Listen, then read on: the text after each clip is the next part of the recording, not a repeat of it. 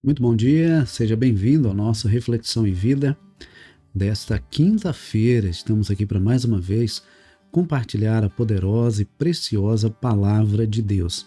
Essa palavra que é viva e eficaz e mais cortante do que qualquer espada de dois gumes, capaz de penetrar até a divisão entre alma e espírito, juntas e medulas, e discernir os pensamentos e intenções do coração.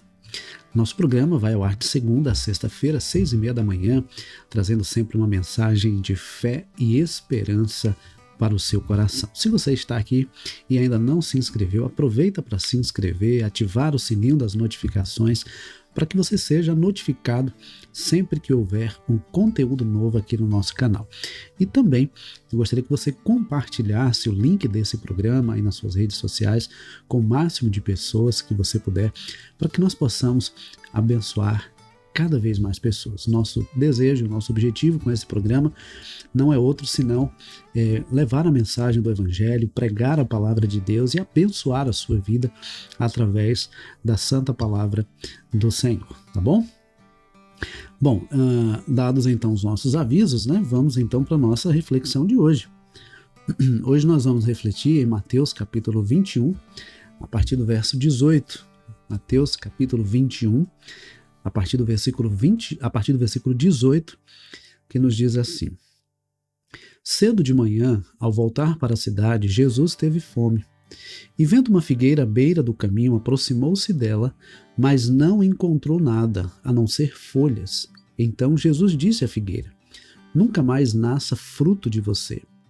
E a figueira secou imediatamente. Quando os discípulos viram isso, ficaram admirados e disseram: Como a figueira secou depressa? Ao que Jesus lhes disse: Em verdade lhes digo que se tiverem fé e não duvidarem, não somente farão o que foi feito à figueira, mas até mesmo se disserem a este monte: levante-se e jogue-se no mar, assim será feito. E tudo que pedirem em oração, crendo, vocês receberão.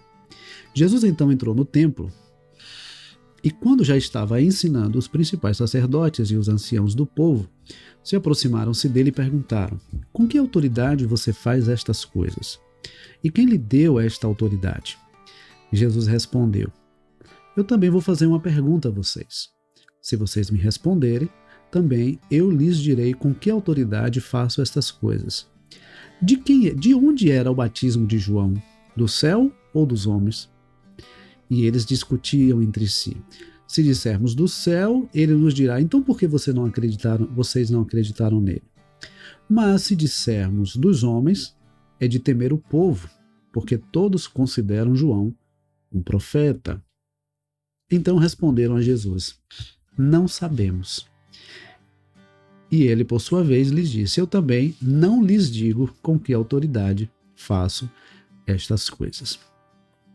Bom, eu quero fazer aqui alguns destaques a partir desses textos que nós acabamos de ler. O primeiro destaque está nos versículos de 18 a 20, quando Jesus, passando, viu uma figueira à beira do caminho, e quando ele se aproximou, ele percebeu que não havia fruto nelas, apenas folhas, né? Não encontrou nada a não ser folhas. Então Jesus disse à figueira: Nunca mais nasça fruto de você. E aqui eu pergunto para você nessa manhã: quais são os frutos que você tem produzido no reino de Deus? Quais são os frutos que você tem oferecido a Deus? Deus espera que em nós haja frutos. O primeiro fruto que ele espera de nós é o fruto de arrependimento. É a experiência do novo nascimento, é a experiência da conversão em Cristo Jesus. A partir daí, ele espera também o fruto da santificação. Ele espera também o fruto da proclamação.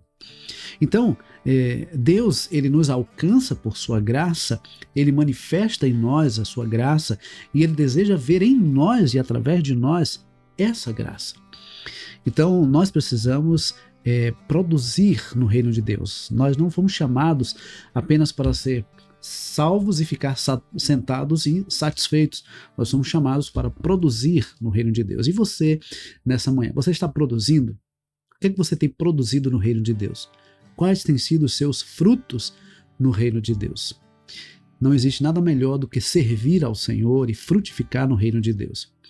Mas o outro destaque que eu quero fazer é sobre a fé.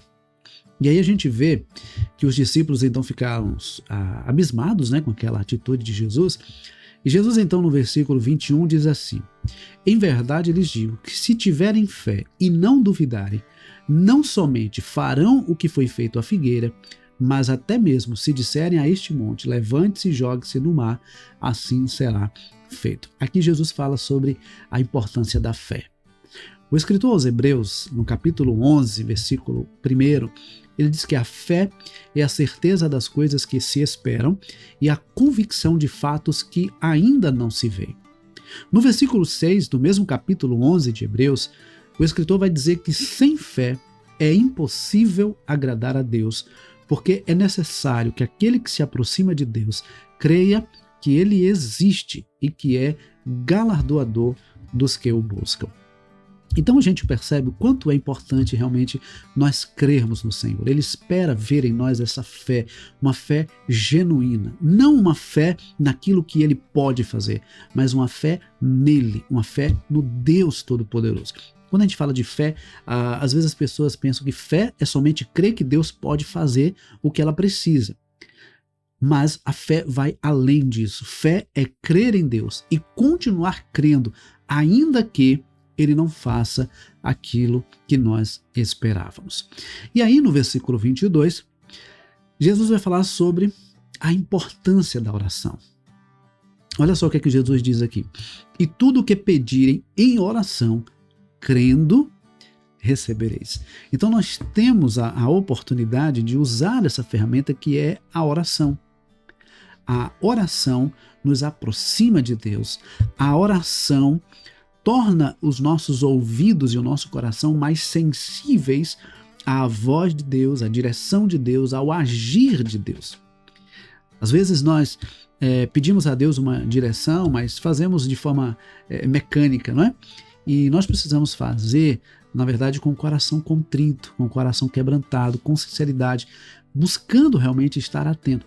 E a oração nos possibilita nos aproximar de Deus e estar com o nosso coração atento e sensível à direção de Deus. Então, que nós possamos fazer uso da oração, crendo no poder de Deus e produzindo frutos no reino de Deus.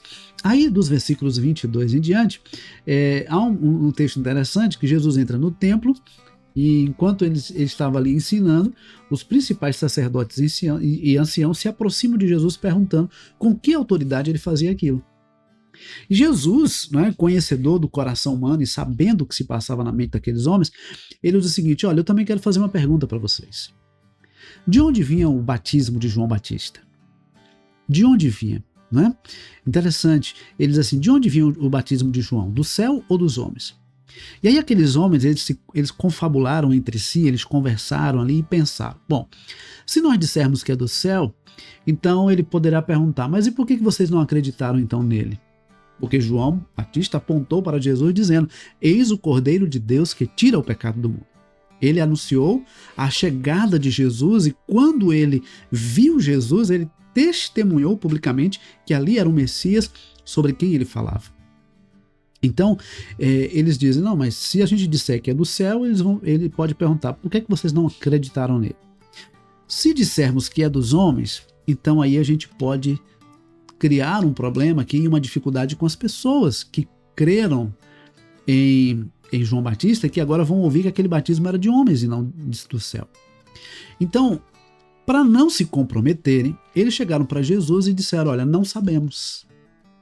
E quantas vezes as pessoas puxam uma determinada situação, fazem um determinado questionamento, mas depois, para não se comprometer, saem de mansinho, tentam se sair da situação. E Jesus, então, eu acho engraçado, né? Eu acho irônica essa atitude de Jesus. Ele diz o seguinte: olha, já que vocês não sabem, eu também não vou dizer a vocês com que autoridade eu faço essas coisas. E aí a gente percebe, eu quero finalizar aqui com esse versículo 27, Jesus não tinha necessidade de provar quem ele era.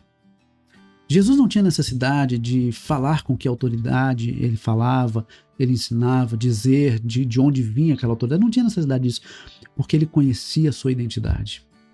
Sabe, queridos, às vezes nós somos afrontados.